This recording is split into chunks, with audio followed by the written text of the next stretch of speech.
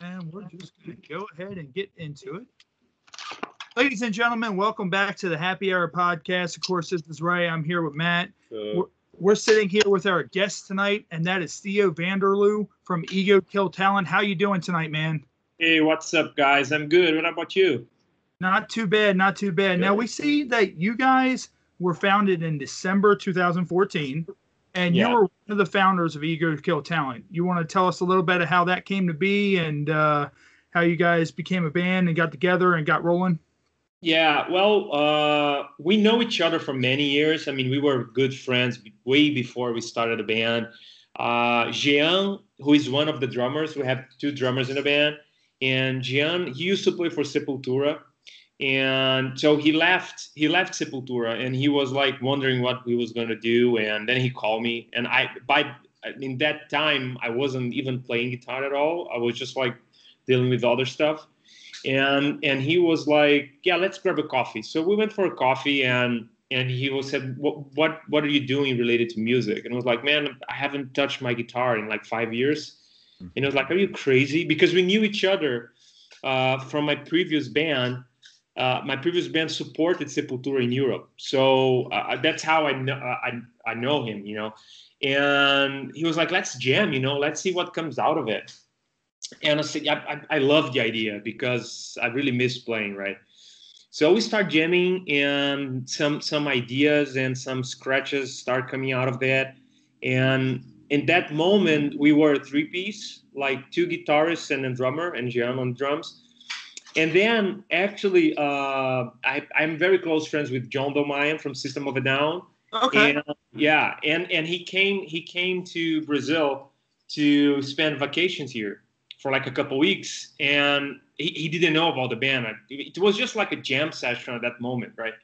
So I remember I was with John, and I picked him at his hotel, and I said, yeah, I'm going to bring you to my studio. And he looked at me, he goes like, what? I said, yeah, man, I went back to playing, and I have kind of a band, and I wanted to show it to you. And keep in mind, there was no bassist, there was no singer, there was just like a jam session. Then he was like, and John, he's so funny. He looked at me and he goes like, bro, if that's shit, I'm going to tell right into your face. Like, I'm going to embarrass you in front of your friends. And John is very much like that. So I was like, no problem. I know, shoot me your best, you know, I want to know. And I really wanted to know, you know, like, I mean, opinion from someone like him, it's something you need to take in consideration, right? So I brought him to the studio. Then we played for him like 3 scratches that we had. It wasn't songs yet because we didn't have lyrics, anything, melody, nothing, just like instrumental stuff. And he listened to it, and he was like, I think you guys have something real, you know, I think you guys should develop that. And that for us was a big, like a big push, you know, like, let's take this forward, you know, let's move on and take the next steps. We got to do it. And I think that was the moment when we really wanted to at least record a couple songs, you know, like a single, or see what happens. So then what happened was, and that's the reason why we have 2 drummers in the band, a very good friend of mine who was another great drummer. He was the drummer from the band that I used to have. He heard a couple, like, we recorded a couple stuff, and he heard it, and he was like, I want to join the band. And I was like, man, you play drums. We already have a drummer. And he was like, no, I'll play the bass. That's fine. I'll play the bass. So he joined the band to play the bass. But that quickly, like, changed the dynamic because he's a great drummer. And then at some point, Jean came with some guitar ideas. And he was like, Rafa, can you jump into the drums just so we can see how this song would develop, because Jean was really bringing the guitar riffs. So I picked the bass, Rafael went to the drums, and then we wrote that song with that lineup, it's really different, right? So for us was something totally different, and it felt right. So we were like, you know what? Maybe we should keep this song with this lineup, right? And we were, yeah, let's do this. And so that started happening. Like, one song we would have Jean on the drums and me on the guitar, and then another song Rafael on the drums and me on the bass. And that was how we started this dynamic in the band, that nobody is really a character. There's no drummer. There's no the drummer or the guitar player. It's like the band, right? And I mean, right after that, we needed a singer. And I know Jonathan for many, many years, for like 15 years. And I think I always thought he's one of the best singers in Brazil. And then I called him and I said, man, we have this band going on. Do you want to join? And he said, yeah. So he flew to São Paulo. We never even tested any other singer for the band. I mean, it was him, like right there. And yeah, on a nutshell, that's it. That was how it came together. I have my dogs here, so you might listen to my dogs. No, that's fine. We see that you guys have also played. You mentioned System of a Down, and we see that you guys actually played with System of a Down. Did you go on tour with them, or did they come out near your way in Brazil? And you played with them, or was it an actual tour type thing when you played with System of a Down? Yeah, what happened was that was when we first went to Europe to tour Europe, and we confirmed a couple of festivals there, and basically I called them and I said, look guys, that's what's going on. You know, we have we confirmed a festival that they were also playing, and I said, we are playing the same festival in the same night. And I have a funny story about that festival actually, but so we played the same festival in the same night, and if there are other opportunities for us to support you guys while we are both in Europe, we would love to do it. And they invited us, and it was like really, really nice of them to do that. They are amazing guys, you know, and it was an amazing experience for us. It was like no brainer, man. And what's the energy like when they're on stage? Like, I know, like when you look at them and you say, like, especially, you know, going before them, and then when you see them get on stage, just by the way he sings, it's insane. It's insane, man. And they have so many hits. It's like one right after the other. It's like, I mean, it's insane. You sing the whole show. That's the thing. You sing along the whole show. You know every single song. And the energy on stage, just the chemistry between the four of them. It's like, it's amazing. And it feels great to be close to them because they are really nice people. I mean, I'm much more closer to Serge and John, and they have an amazing vibe, like, you know, just to hang with. And I think I touch bases with both of them at least twice a month, you know, for 2 years now. And it's like, and it's always nice. And I feel like, you know, they are Armenian, and you can feel the Armenian culture when you are with them, the values. And I think it's very similar to the Brazilian culture in many aspects. You know, maybe one of the reasons it's because the biggest Armenian colony outside of Armenia is in São Paulo. So maybe there's that too, but we feel like we share the same kind of values, you know, especially friendship. They really value friendships, and it's awesome. It's awesome. Yeah. Like a nice culture you guys got going. Oh, thank you. And we see also that you guys played Lalalapalooza in Brazil. How was that? Yeah, we played Lala in Brazil and Chile. And Chile also. That's pretty cool. Yeah. Any fun stories from Lalalapalooza? Because Lalalapalooza, you just mentioned that, and anybody who knows music or plays music, they know Lalalapalooza. You know, you hear that name, you're like, oh man, you know, that's a hell of a show. You know, when you're at Lalalapalooza.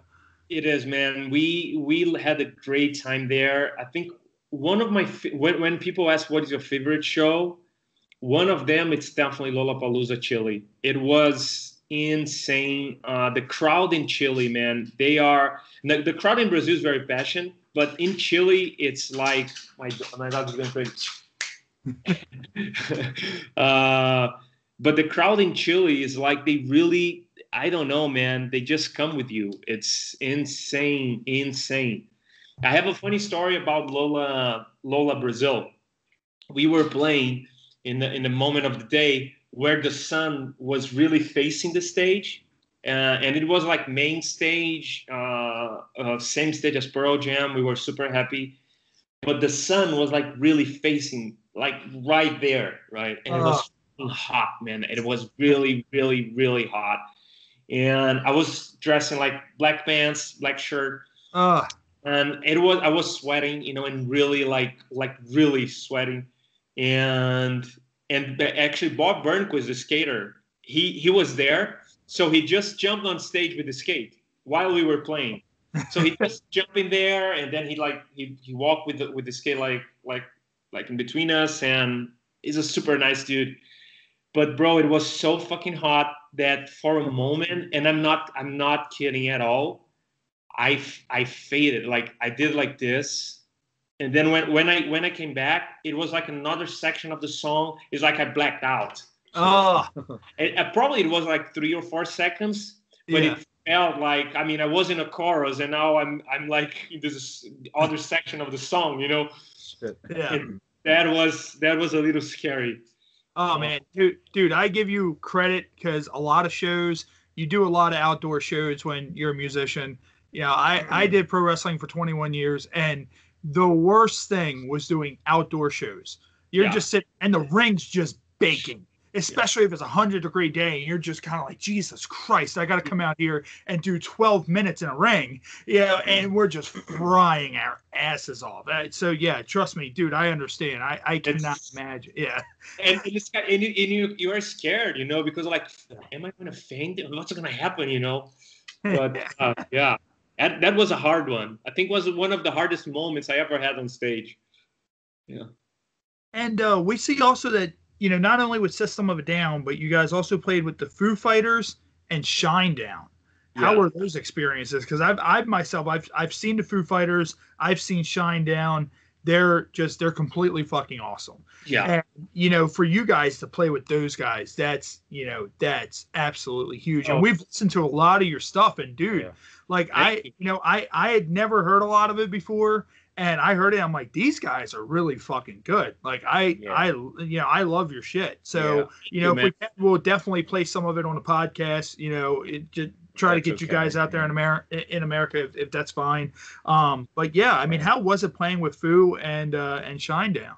Well, first of all, thank you. I'm really glad to hear that you like the band. I mean, we put our souls there, so I'm really glad to hear that it connects with you. Man, I mean, as you keep saying those names like System and Lalalapalooza and Shinedown and Foo Fighters, I just feel we are so blessed. You know, I gotta say that. It's just like, for me, I mean, if you would travel in time 5 years and you say to me, hey, 5 years from now you'll be playing with this band, I would go, what? You know, I wouldn't believe it, you know. So it's like, first of all, I gotta say, it's a nice ride to be in. You know, it's been really fun. With those two bands were amazing, different experiences, because with the Foos, it was the stadiums, and it was us, Queens of the Stone Age, and the Foo Fighters in the same night. And we played 5 fucking stadiums in Brazil, and that was surreal, including Maracanã, which is the biggest soccer stadium in Latin America, one of the biggest in the world.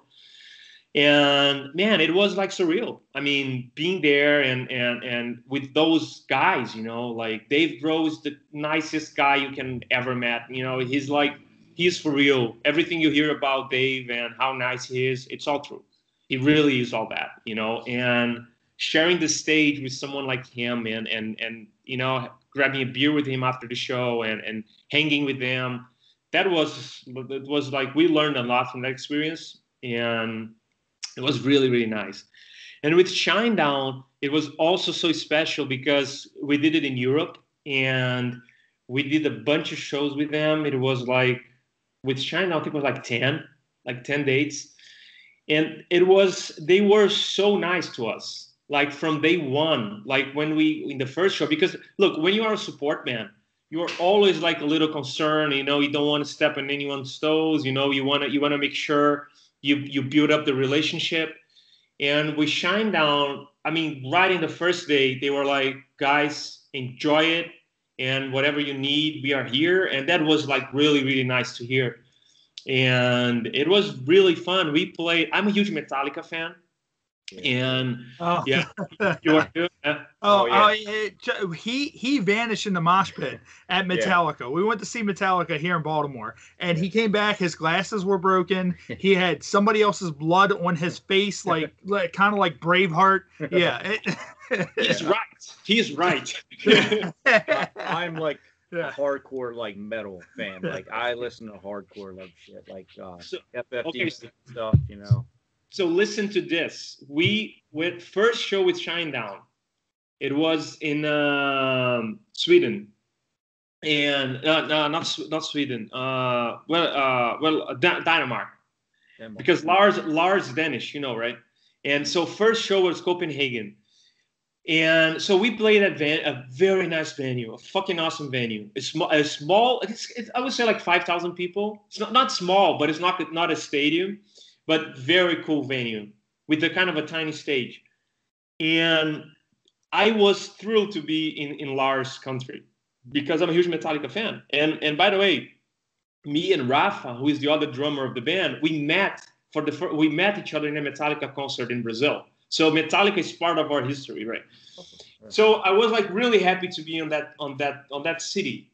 And I remember after the show, we always go to the merch stand, you know, to sign and you know, help selling the merch. You know, just like it's always good to get in touch with the fans. So I was there, and it was my first time in Copenhagen.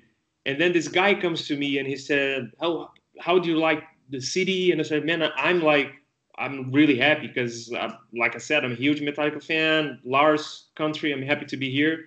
And he goes like, did you know that the last Cliff Burton show in Denmark was in this stage that you just played? Wow. And I was like, what? So we just played like where the last Ride the Lightning Cliff Burton show was there, and on that, you know, I was like, man, I was blown away. So for me, it really marked my life, you know, being there. But anyway, the whole tour with Shinedown was amazing. They are very nice people. Like the bassist, he was super cool to us, and it was fun, really fun.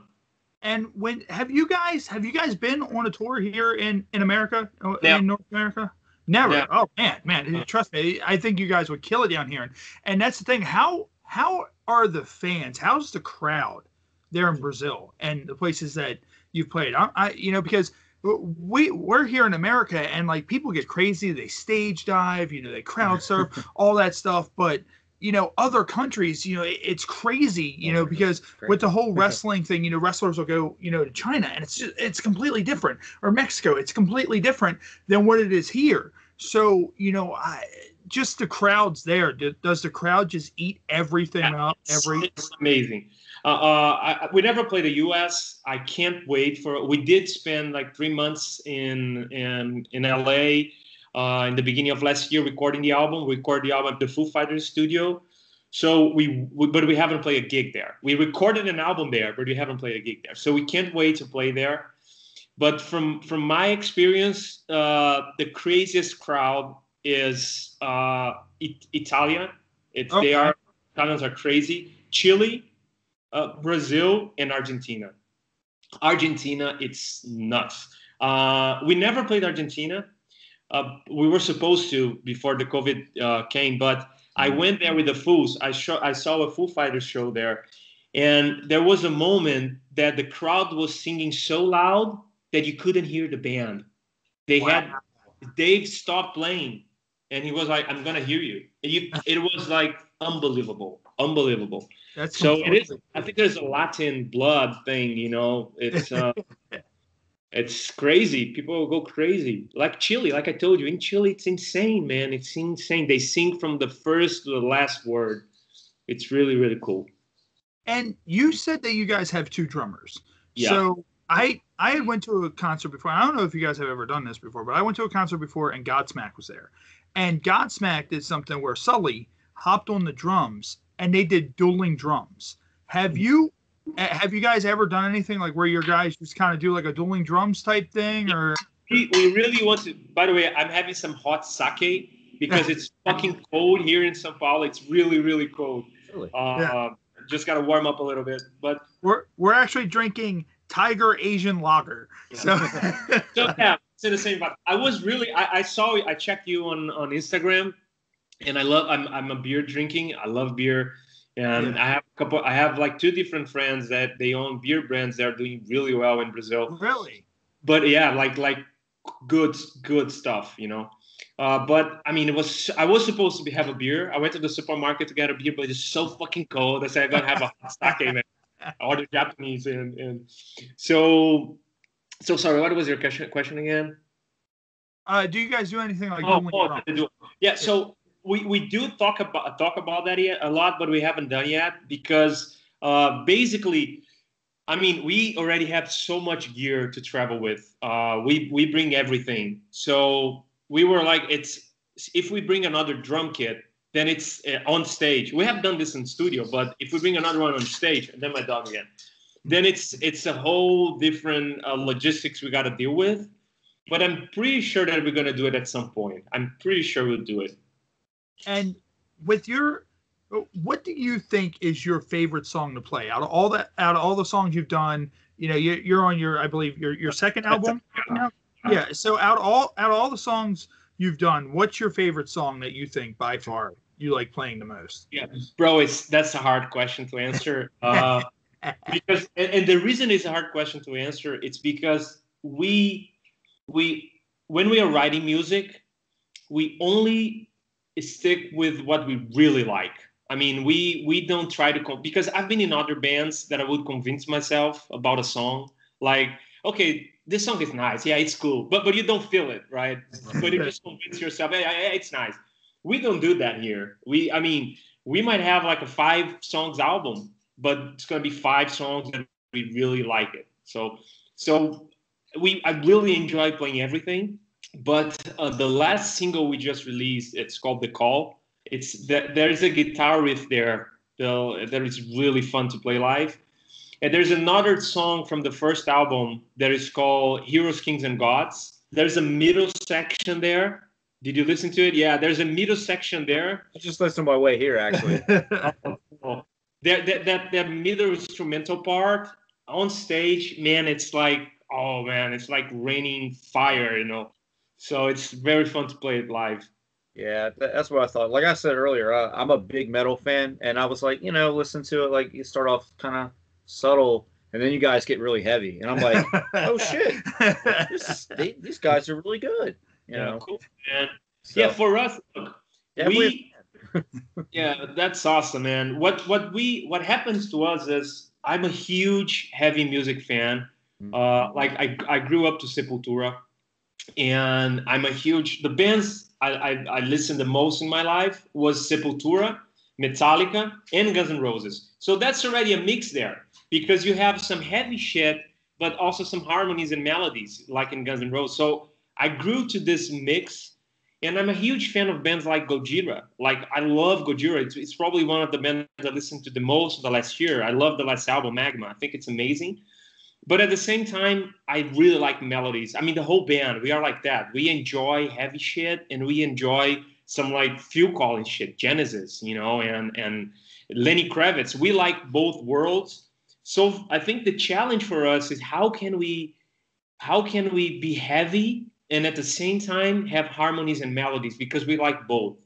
Yeah. And that's the challenge. That's the challenge we embraced, and that's what we try to do, Done very well. I think it mixes very well. And you guys, we see everything. We see the Rock in Rio Festival. We see Lalalapalooza and all that. And obviously, this is the Happy Hour podcast. So, what partying wise at some of those festivals, what do you guys think are some of the most fun? And you guys were over in Brazil, and I'm just going to ask this, and one of my good buddies asked this and all that. How is it are there groupies over there? And how does he's just like, yep. Yeah, they are here. They are everywhere. Well, it's first the party, the lounge at Lollapalooza, like the party lounge, it's unbelievable. It's like it doesn't matter what time you played, you want to be there from when it opens to when it closes, because it's a party going on the whole time. So there is actually the festival and the artist lounge party that it's like nonstop.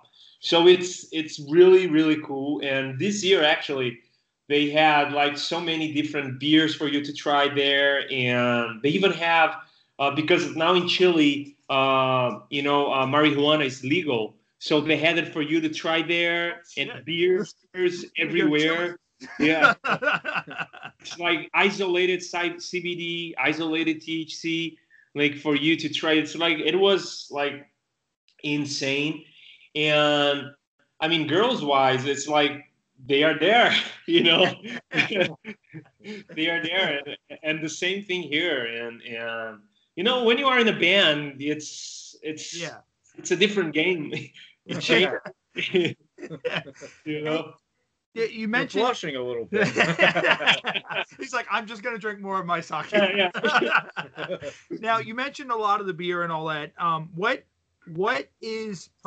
can you recommend a good Brazilian beer that we can try? Because we do a beer a week every week, and I would love to know a Brazilian beer because I think Total Wine has beer from all over the world. I can send you some. Oh man, you want to talk beer? I can send you some stuff.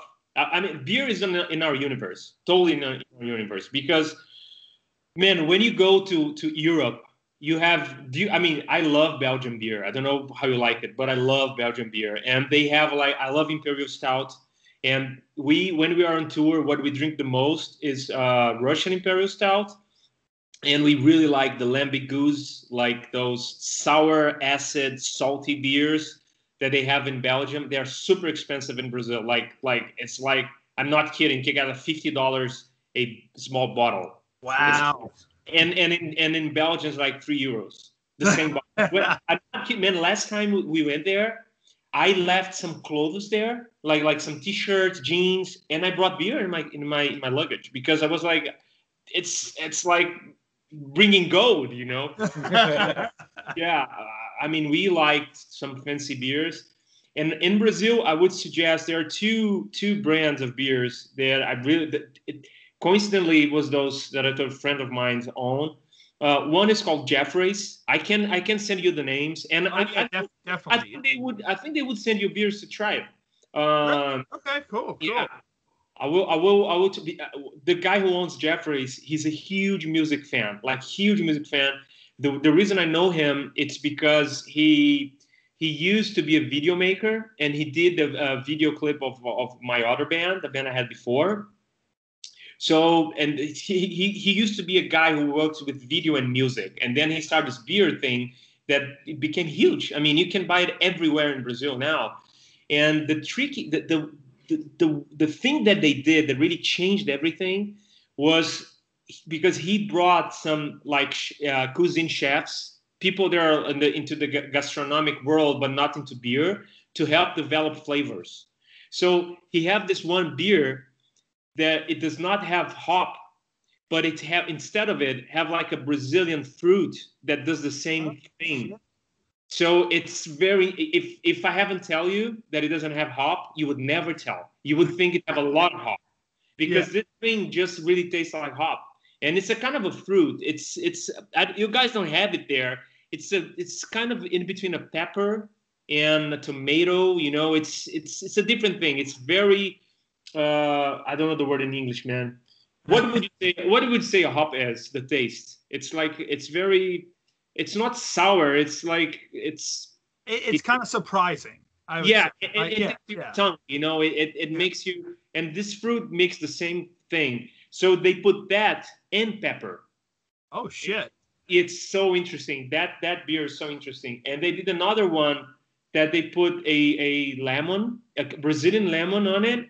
So but it's not like Corona with lemon. It's another thing.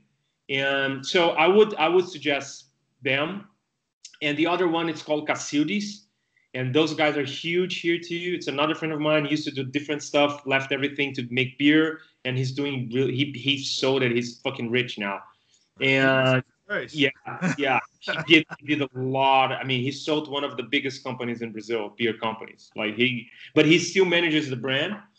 And I would talk with both of them because they are good friends, and I would suggest they send you guys beers because yeah, definitely. We always want to try to promote, especially if they're over there, we would definitely love to promote it. And that way people can be like, hey, we'll order the shit and have it sent over here. I think that one of them, the one that I told you that sold to a very big company, I think they are planning to sell it in the U.S. Really? Yeah, I think bring it there. Yeah. And I saw also that you guys played in Amsterdam. Is that correct? Yeah. Yes. How was that? Because Amsterdam just seems just fucking insane. Have you ever been there? No, we've never been there. I'm gonna tell you something, man. Just put some money together and go. Yeah. Because it's one of the best cities in the world. One of the most. I mean, my name is Theo Vander Loo. It's very Dutch. I have a Dutch family. I want to tell the most good-looking girls I've seen in my life are in Holland. Nice. I'm for real. It's a beautiful people there. And I mean, the city, it's never stops 24 hours. I mean, whatever you go, there's party going on. And playing there, we play in a venue called Milkweg. And it was very interesting because the first time we went there, we played the smaller room. And then the second time we were there was Shinedown. We played the biggest room in 10 months from one to another. So that was really fun. And it was the same venue that Pearl Jam played their first gig in Holland. Really? So, yeah. That's good shit. Back in the 90s. So it was a very special show for us. It was really, it was our first headline show in Holland. And it was really, really cool. And like I said, Amsterdam, it's an amazing city. It's beautiful everywhere. You're going to have a great time there. Yeah. I love Holland.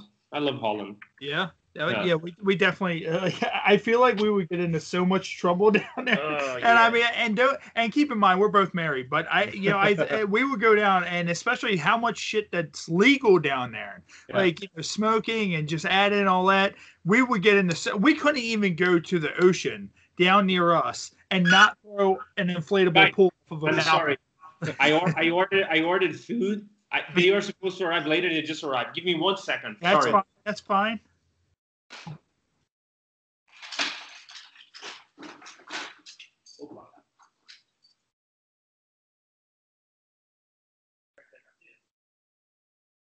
I think I'm gonna start doing live whenever, because there were people actually watching live or whatever. So.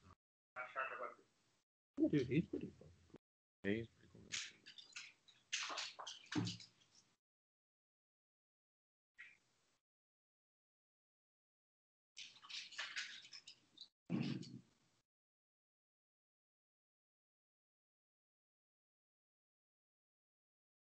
We'll do a little bit more and then we'll go and all that. So yeah, ask him where he wants the band to be in the future and all that stuff, and then we'll.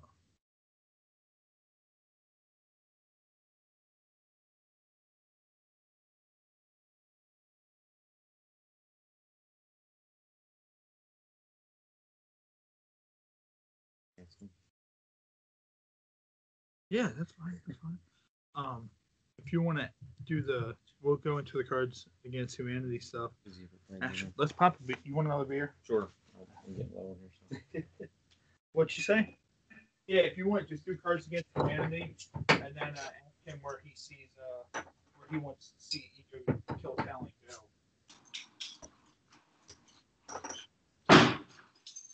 Hey guys, I'm sorry about that. Oh, it's all right, man. It's all right. We're gonna do a couple more things, and then we'll go ahead and let you go so you can eat your food. Friday. But it's like Friday. It's like Japanese night for us. So my girlfriend, she's at her Muay Thai class. So that's why I shouldn't be talking girls because she fights Muay Thai. So she couldn't pick the door. She's not here, so that's why I had to go there. But it's fine. I won't eat for the next 30 minutes until she's back. So it's fine. Yeah. Real quick, what we're gonna do our little segment that we do with all of our guests, and that's Cards Against Humanity. So what Matt's gonna do is Matt's gonna go ahead and ask you a question from our face card, and then he's gonna give you options, and you're gonna choose which one you think matches that face card the best. Okay. Have you ever played before? No. Good. It's a very fucked up game. So, Yeah.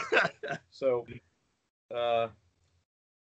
question is, I do not know with what weapons World War III will be fought, but World War IV will be fought with girls that always be texting,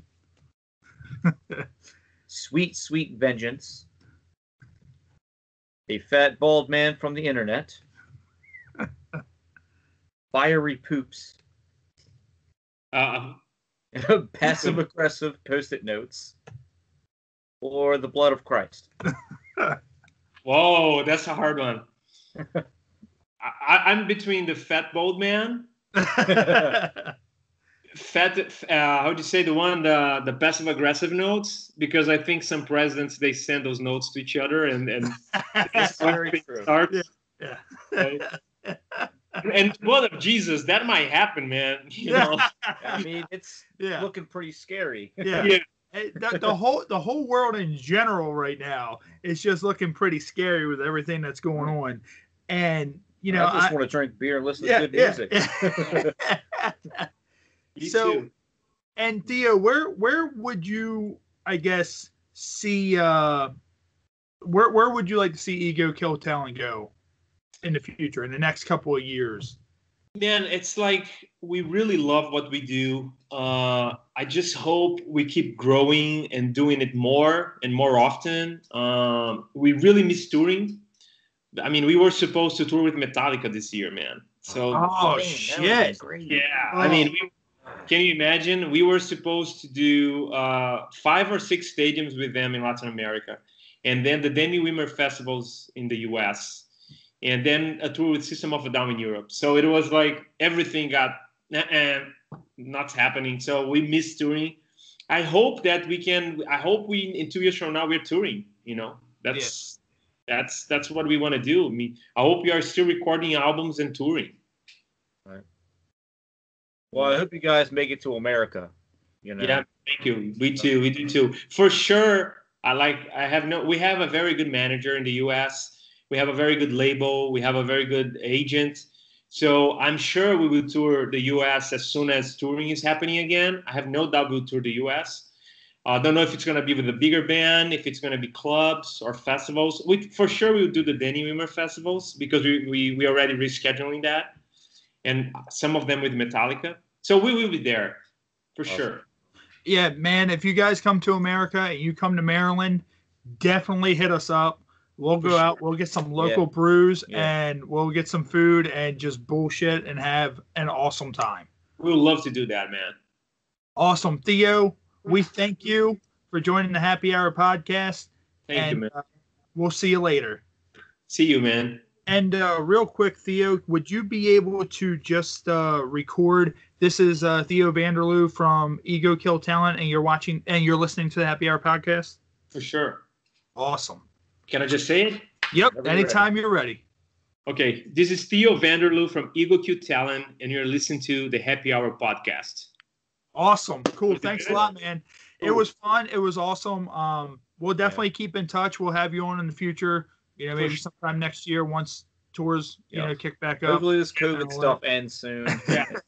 Yeah, and don't feel bad about your dog. I have my wife locked up in the bedroom without dogs because they always want to jump up and lick our faces when we're trying to do this. I have 3 dogs, so it's like they don't stop. Yeah.